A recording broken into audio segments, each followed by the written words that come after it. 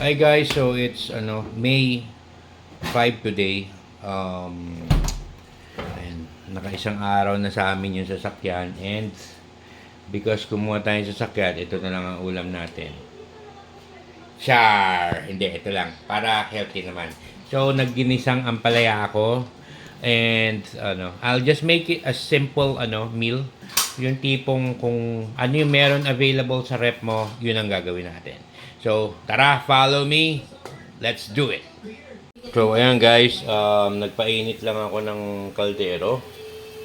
Ayan. Hintayin na natin mula yung tubig.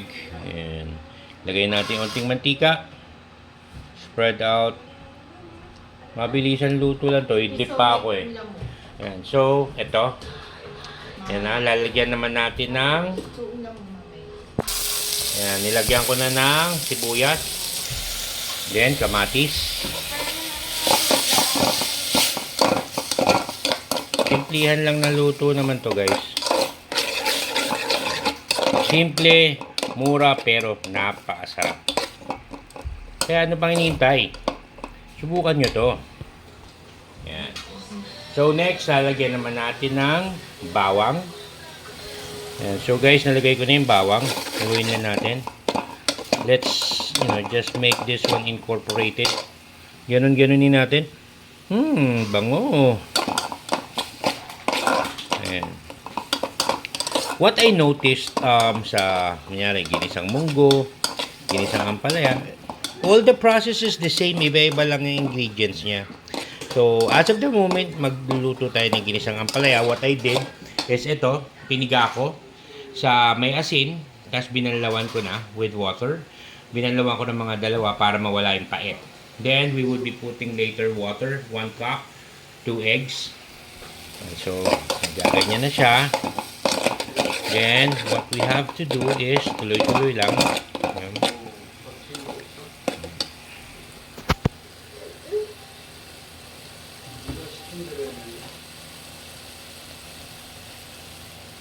Then, lalagay na natin to dito. Nilagay na natin ang palaya.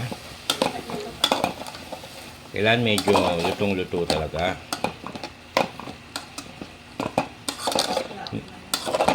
Kaya mo lang. Ayan. Tapos, hintayin na natin saglit hanggang marinig mo yung sizzle. Then, we'll go back. Ayan, so nilagyan na natin ng water, 1 cup. Then, pakuluin muna natin.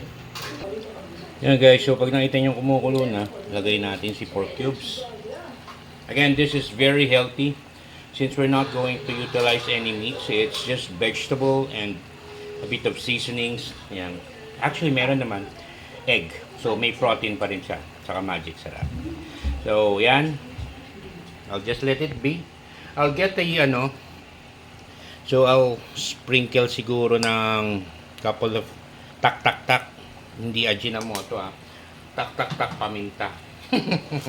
And so, let's also get magic sarap. Again, this one is not sponsored, pero this is the normal things that I use.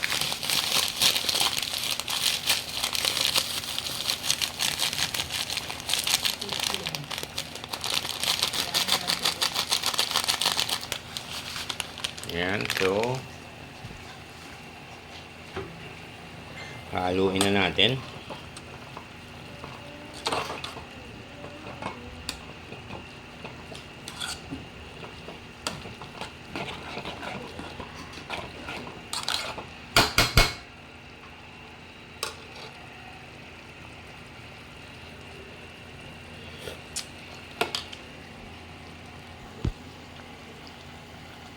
And then, this is where the magic starts. Yan.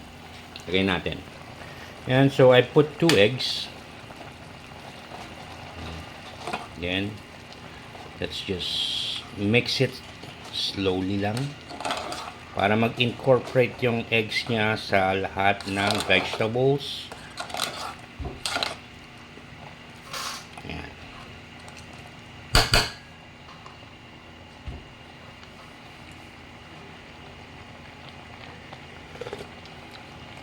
And yes, ang sarap.